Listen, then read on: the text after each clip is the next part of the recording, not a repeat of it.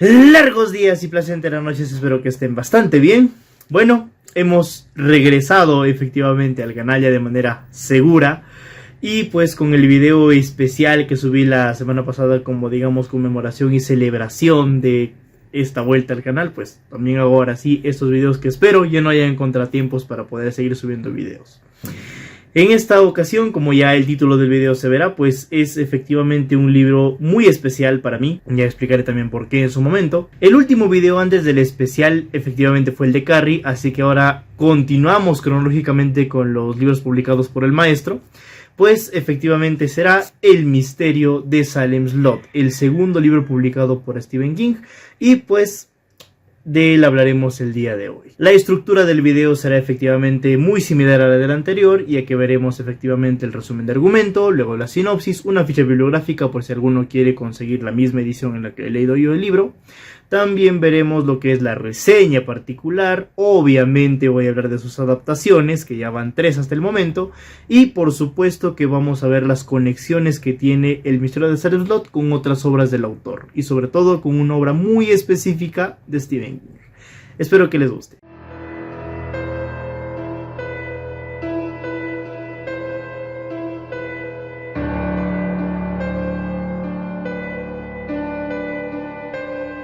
Comenzamos entonces con el resumen de argumento del misterio de Salem's Lot. Y sus páginas nos van a presentar a un escritor, Benjamin Mears. Este personaje lo que hace es tratar de subsanar su pasado. ¿Qué es lo que sucede?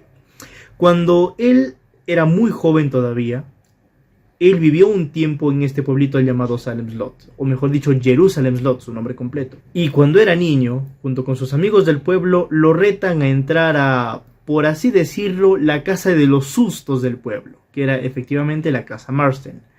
Y cuando él entra, tenía que coger cualquier cosa de recuerdo para decir que sí ha entrado y que lo logró y que cumplió el reto.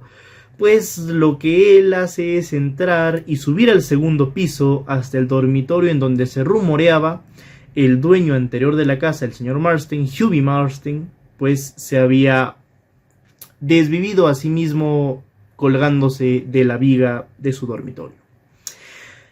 Él entra por curiosidad a esa habitación y pues un terror total lo embarga.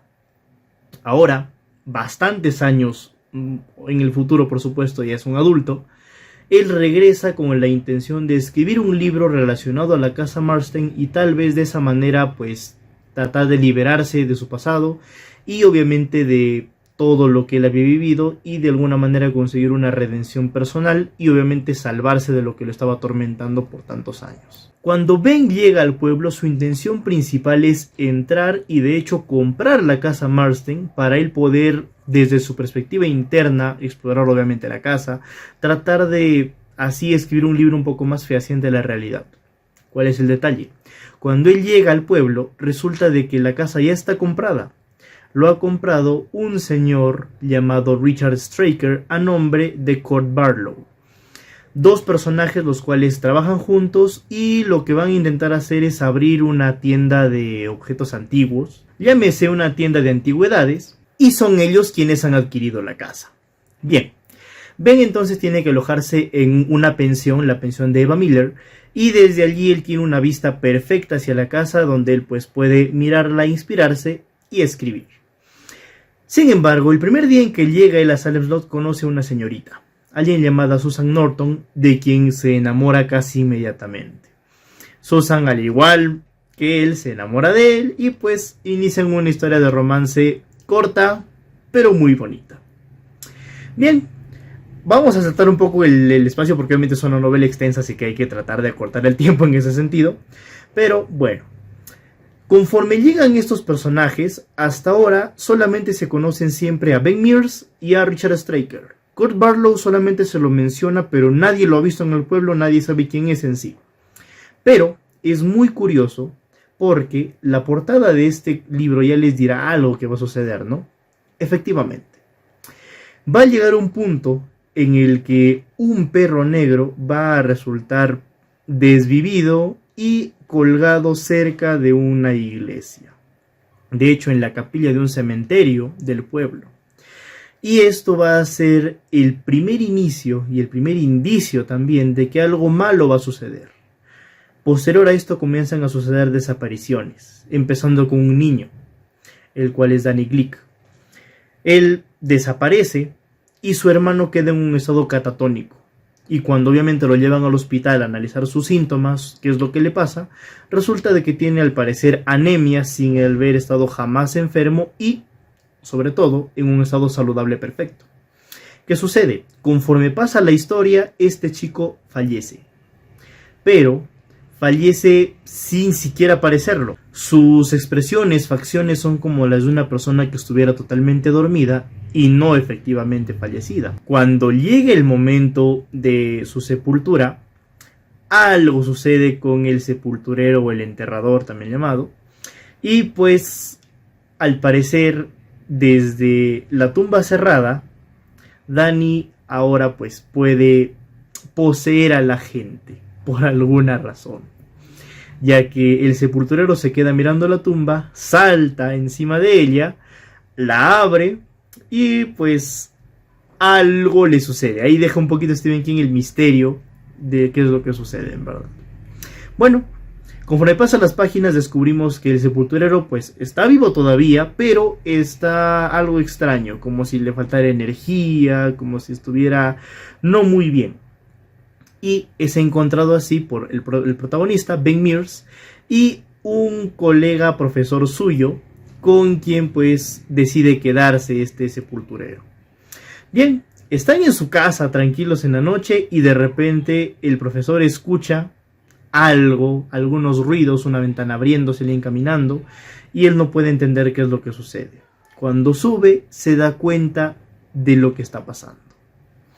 Este personaje en verdad es un vampiro. Hasta ahora he tratado de ser lo menos revelador posible en cuanto a la identidad de los enemigos, porque obviamente así se siente en la historia. No es como que te digan, va a aparecer esto. No, te lo cuentan de una manera perfecta. Y aquí viene el gran dilema del asunto. La historia te lo cuenta con un realismo total, como si algo que de verdad estuviera pasando y fuera algo totalmente factible. Entonces, ¿cómo convencemos a la población de que los vampiros son reales? O sea, está en una sociedad actual, se entiende que es de etapa contemporánea, ya no es Transilvania, como en el caso de Drácula de Bram Stoker, sino un contexto más real en una sociedad cultural que conoce de películas de vampiros, que tiene obras de vampiros, que tiene todo el conocimiento popular de vampiros, pero que los toma como una leyenda urbana, no como algo real. Entonces, ¿cómo es que se van a enfrentar a algo real desde una perspectiva que todos consideran que es una leyenda? Y ahí el dilema. Y eso es lo que va a desencadenar todos los acontecimientos de Salem Slot. Bien, ya dije que era una historia de vampiros. Ahora, en cada historia de vampiros, en cierto sentido la religión tiene algo que ver. Y aquí no es la excepción. Tenemos como protagonista también a un personaje llamado el Padre Callahan o Donald Callahan, el cual ya conocemos que es alguien, sí, una persona de fe, pero que se ha estado siempre planteando el dilema de quiero ser alguien más que el simple sacerdote que está ahí en el pueblo. Quiero enfrentarme al mal directamente. Yo quiero no solamente estar predicando en la iglesia, sino actuar contra el mal.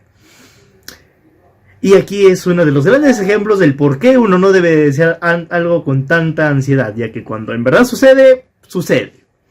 Resulta que, dado los acontecimientos de la historia, los personajes, como dije en un principio, comienzan a desaparecer. El padre Callahan es alertado de esto y obviamente no se niega en un principio a creer que sean vampiros efectivamente el mal encarnado. Y pues ahora sí es momento de probar su fe. Llega un momento en el que el vampiro principal, que efectivamente como se habrán estado ya especulando, es efectivamente Kurt Barlow, el vampiro tipo 1 por así decirlo, pues este personaje es quien se va a enfrentar al padre Callahan. Y es una de las cosas que más me fascinan en cuanto a la literatura de Stephen King. Cuando habla de fe, o habla al menos de cuestiones religiosas, él lo hace con un simbolismo que raya ya en la parte realista. Cuando hay ese enfrentamiento entre el padre Callahan y obviamente Kurt Barlow, es todo muy visual. Kurt Barlow tiene prisionero a Mark Petrie, uno de los personajes esenciales, y lo reta, literalmente. Tu fe contra la mía. Tu Dios contra mí, es lo que le dice Barlow. Y el padre obviamente le dice, bueno, que lo deje ir entonces. Colt Barlow suelta a Mark Petrie y ahora tienen que enfrentarse. En ese momento en el que el padre Callahan creía con todo su corazón, en verdad, que sí podía vencerlo con la cruz brilla. Ese es el simbolismo de la fe, el brillo de la cruz que obviamente puede hacer frente a Barlow. Pero cuando el chico se va, por un momento su fe tambalea y duda, y la cruz se apaga. Colt Barlow agarra la cruz y la rompe como si fuera tiza nada más, y le dice pues que para él es un mero símbolo, si es que no tiene nada que ver la fe y las creencias particulares. Y obviamente derrota al padre Callahan. No diré nada más, para poder mantener un poquito ahí los spoilers a raya. Bien, cuando pasa todo esto ya el pueblo está, se entiende, infestado de vampiros, porque es muy tarde cuando ya se dan cuenta de que en verdad son vampiros a los que se enfrentan. Y obviamente ya hay una infestación total. Solamente serían 3 personajes, Ben Mears, Mark Petrie y un doctor, el doctor Cody, quienes se enfrentarían a los vampiros al final, y ahí lo dejaré picando. ¿Lograrán vencerlos o no lograrán vencerlos? Pues ya quisiera que lean la obra para que puedan comprender ese final, porque es bastante bueno, bastante interesante y personalmente una de las mejores obras del autor. A mí al menos me ha encantado El misterio de Salem Slot y pues ya lo leo 2 veces hasta ahora y pues es una de mis historias favoritas y uno de mis libros favoritos de Stephen King. Como de costumbre, por aquí dejo la sinopsis del libro, también pondré justamente la ficha bibliográfica junto a esta. Y como se ve, pues no es algo muy revelador a nivel de trama profunda, sino apenas es casi el inicio y la raíz del porqué del trauma de Ben Mears, pero sí es algo bastante interesante y llamativo. En la ficha bibliográfica, como dije en un principio del video, pues la pongo por si alguno quisiera leer la misma versión y la misma edición que tengo yo ahora. Ahora sí, pasamos a la reseña particular de esta historia. Es cierto que ya di algunas opiniones subjetivas durante el resumen, pero ahora sí ya hablo solamente de reseña particular del libro. Y creo que es algo interesante de leer, porque es cierto que el vampirismo en la literatura en parte es un poco limitado. Tenemos obviamente el referente clásico que es el Drácula de Bram Stoker, y este es un homenaje a esa obra, por supuesto, pero hay pocas obras que en verdad plasman el vampirismo al nivel referido o al nivel requerido para las condiciones actuales. Por ejemplo, si uno ve obras como efectivamente las de Crepúsculo, alteran totalmente la percepción de los vampiros para, en el origen obviamente literario de la palabra, como también obviamente para la actualidad. Claro que hay muchas otras buenas obras que sí merecen la pena, sobre todo las de Anne Rice, que creo que son muy buenas obras de vampirismo, y esta obra también creo que debería considerarse, porque nos plantea cómo se viviría en un contexto real un ser ficticio y obviamente de leyenda, porque en la obra pasa eso. Nadie cree que hayan vampiros porque los toman como si fuera solamente, ya es algo de literatura o es algo de películas, es algo que no puede pasar en la realidad, cuando, oh sorpresa, ya está pasando. Habla en el contexto ficcional, no digo que en la realidad haya vampiros, por si acaso. Entonces, todo esto de acá se ve reflejado en este libro en el contexto real, obviamente, del vampiro. Y obviamente en un contexto contemporáneo, en un contexto casi actual. Y eso creo que suma bastantes puntos a favor en la historia, porque el cómo está narrado, el cómo son presentados los personajes y el cómo Stephen King crea todo el ambiente es genial. Barlow no se lo menciona sino hasta más o menos la mitad del libro, algo que sucede muy similar en Drácula. Drácula genera más terror u horror cuando más demora en aparecer, que aparece casi a las mitades del libro, casi a finales incluso. Entonces es algo muy interesante de ver y que también obviamente plasmó aquí. Porque si bien el vampiro no actúa de manera directa, sino a través de Richard Straker como su ayudante, y además de todo lo que está sucediendo a nivel contextual y que nadie sabe qué es lo que está pasando en sí, sino hasta cuando es ya demasiado tarde, entonces ese contexto ayuda bastante a crear todo el ambiente de la obra y crear todo lo que es justamente el contexto de toda la historia que está planteada aquí. Eso es lo que yo podría decir a nivel crítico, es decir, es una buena obra y acabo de dar mis argumentos del por qué para mí es una buena obra. Ahora vamos a las cuestiones de la cubierta. Y viene una cuestión muy personal. Yo siempre traté de coleccionar a Stephen King con esta edición, es decir, con el lomo blanco. Y conseguirla para cuando la conseguí 2022-23 fue casi imposible porque resulta que el libro estaba supuestamente descontinuado. No sé si es que sea cierto. Pero solo la pude conseguir por ahora en busca libre, ya que actualmente estaban ediciones como las que pondré por aquí, que también están bonitas, pero yo por gusto personal dije no, o sea, quiero la de lomo blanco. Y pues obviamente la portada es la de el perro que está allí. Y para mí al menos me gusta esta portada porque, o sea, padecí para conseguirla y quise obviamente esta portada en específico. Así que me gustó, me gustó. Ahora sí vamos con una curiosidad un poco personal de cuando leí la primera vez el libro. Ahí yo recomendé que se empiece netamente por la historia y dejar el prólogo para el final para poder entenderlo un poquito mejor. ¿Por qué? Porque en el prólogo nos cuentan cosas que suceden después de que ha terminado toda la novela. No sé por qué se hizo así, pero aún así tiene su toque interesante. Entonces, si es que uno comienza por el prólogo, difícilmente se logra entender muy bien el contexto de lo que está tratando, pero si uno lo lee después de que ha terminado de leer la novela, pues tiene un sentido absoluto y total. Entonces lo que yo sí recomiendo es leer la novela primero y el prólogo después, una vez finalizada de leer la novela. Esa es la curiosidad que tengo por ahora. Ahora sí pasamos con una curiosidad más histórica. Este libro, publicado en 1975, casi no es publicado. De hecho, Stephen King estuvo en duda, o publica El misterio de Salem Slot o publica Blaze. El editor le recomendó publicar Blaze. ¿Por qué? Porque Salem Slot sí es una novela de terror.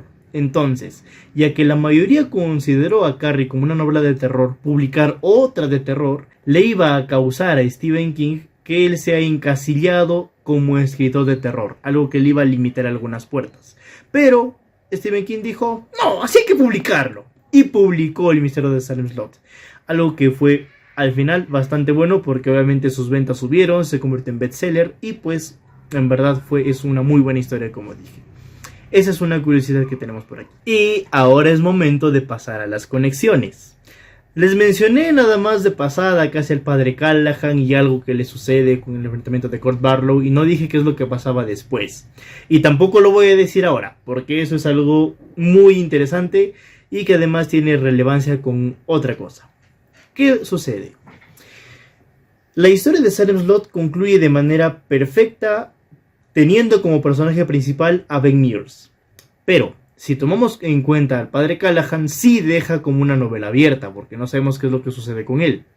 Si uno de verdad está interesado en Salem Slot y quiere saber qué es lo que pasa después con este personaje, entonces, sí o sí, va a tener que leer La Torre Oscura y llegar hasta el quinto libro, Los Lobos del Cala, ya que aquí está la continuación del misterio de Salem Slot con su respectivo resumen de la obra, por supuesto, para que quien nos contextualice de qué trató el misterio de Salem Slot, pero por supuesto nos cuenta qué es lo que sucedió con el padre Callahan y por qué obviamente es que es tan irrelevante desde el quinto volumen en adelante. Así que aquí está la gran conexión del misterio de Salem Slot, es como si fuera parte 1 y parte 2. Interesante, por supuesto. Fascinante, obviamente. Y aventurero, totalmente con La Torre Oscura. Ahora sí llegó el momento de hablar de las adaptaciones de Salem Slot. Hasta ahora tenemos 3 adaptaciones.